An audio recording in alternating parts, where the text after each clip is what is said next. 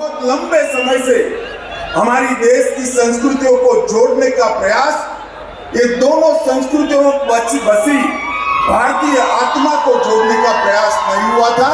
श्री मोदी जी ने काशी तमिल संगमम के माध्यम से बहुत सदियों के बाद ये प्रयास किया है और मुझे भरोसा है ये प्रयास आने वाले दिन में न केवल तमिलनाडु और काशी, न केवल उत्तर और दक्षिण, पूरे देश की भाषाओं और संस्कृतियों को जोड़ने का एक सफल प्रयास सिद्ध होगा।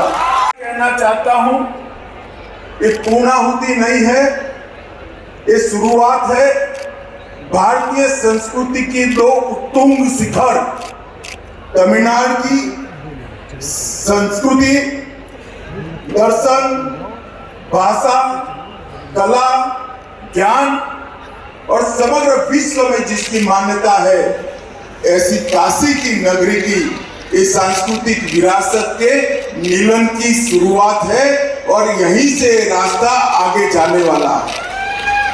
इतिहास को देखें तो दक्षिण से आकर आदि शंकर ने यहाँ अपनी ब्रह्म सूत्र पर की टीकाओं को काशी के विद्वानों के बीच में स्वीकृति लाई।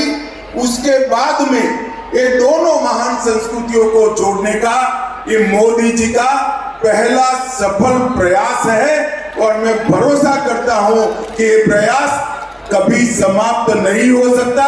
यहां से ये प्रयास शुरू हो रहा। आजादी के बाद भी एक समय ऐसा आया कि देश की सांस्कृतिक एकता के बीच में जहर घोलने का प्रयास किया गया।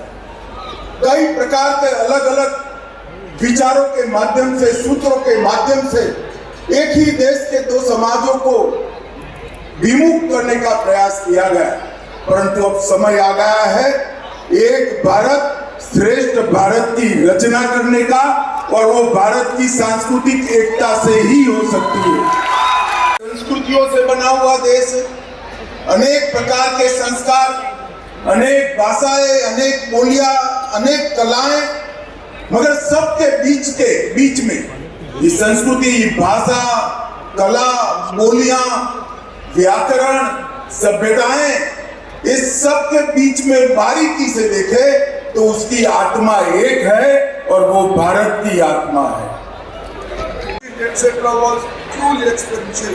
Kashi Tamil Samagam is now permanently etched into the soul of Kashi and Tamil Nadu. अंत में मैं काशी के अपने भाई और बहनों को हार्दिक आभार प्रकट करता हूँ। उन्होंने तमिलनाडु के हमारे साथियों की पूरी एक महीने के आयोजन के दौरान बाबा विश्वनाथ की नगरी में हार्दिक स्वागत किया।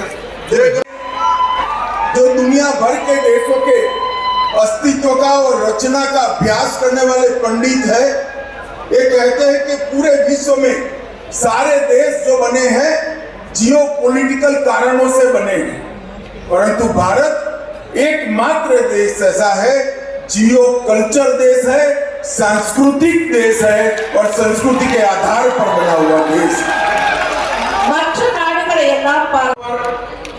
इलिया राजा के मधुर संगीत से इसकी शुरुआत हुई। भारतनाट्यम, करकट्टम, मईल लट्टम, पोइकाल, सिल्वम, ढेर सारी तमिल संस्कृति की कला और अलग। धर्मेंद्र जी और निर्मला सीतारमण जी मुझे बता रहे थे, तमिलनाडु के सारे व्यंजन हमारे काशी के भाई बहनों ने बहुत मौज से खाए हैं और तमिल से आए हुए भाइयों बहनों ने काशी की चाट को भी बखान कर खाया है। भारत के सांस्कृतिक वैविध्य के दो उत्तुंग शिखर, तमिलनाडु की संस्कृति और उत्तर भारत में काशी विद्या का धाम, यहाँ की परंपराएं, यहाँ की उत्तुंग संस्कृति के बीच में एक सेतु बनाने का काम किया है और मैं भरोसा करता हूँ कि यहीं से भारत के सांस्कृतिक पुनर्जागरण की शुरुआत होने वाली है। सारी दूरियों को समाप्त करने का काम किया है। और मैं काशी वालों का भी धन्यवाद करना चाहता हूँ। तमिलनाडु से आए हुए हमारे तमिलनाडु के सभी भाई बहनों का 2 लाख से ज्यादा काशी वासियों ने यहाँ उपस्थित रहकर मन से जो स्वागत किया है, आज तमिलनाडु वाले काशी को कभी भूल नहीं सकते।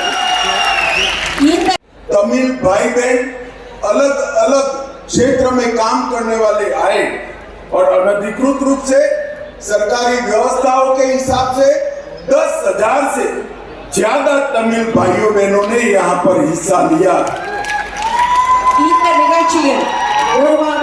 देश है, भू सांस्कृतिक देश है, इसलिए हमारी देश की एकात्मता का आधार हमारी संस्कृतियां हैं